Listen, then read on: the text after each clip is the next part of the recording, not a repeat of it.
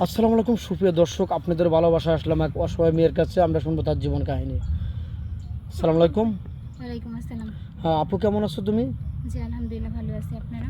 আল্লাহ তালা খুবই ভালো লাগছে। যাই হোক, তোমার নামটা কি আরেকবার জানতে পারি? আমার নাম মোসাম্মদ লাবণ্য আক্তার। আচ্ছা, তোমার হোম ডিস্ট্রিক্ট কোথায়? আমার গ্রামের বাড়ি হচ্ছে জামালপুর সরিষাবাড়ি। জামালপুর সরিষাবাড়ি। জি।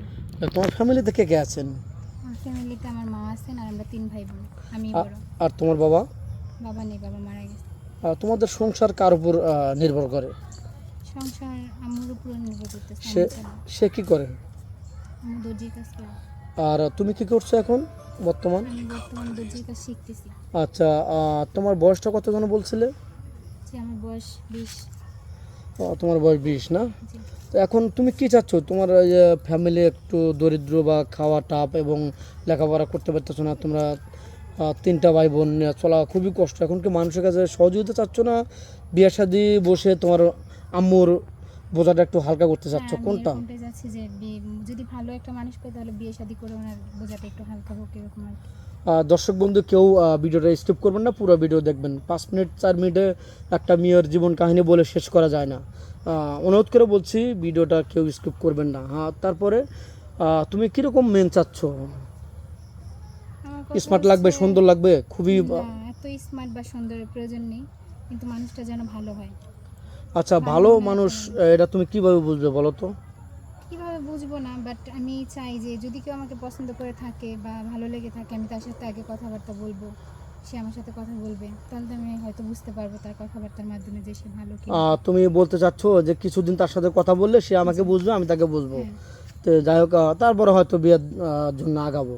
জি। তার ফ্যামিলি থেকে হোক, আমার ফ্যামিলি থেকে হোক, হুম। প্রস্তাবের মাধ্যমে এটা যে কোনো একটা সমাধান আসবে নাকি? জি।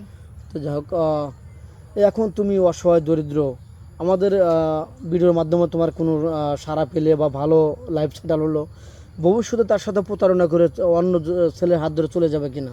না, এরকম কিছু হবে না ইনশাআল্লাহ।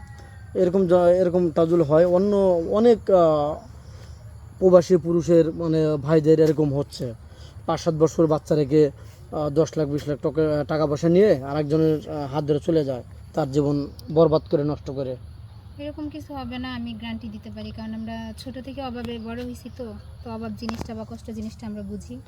তো আমি চাই না যে আমি অন্য কাউকে ঠকিয়ে নিজে সুখে থাকবো বা ভালো থাকবো, এরকম কোনো চিন্তা ভাবনা আমার মধ্যে নেই।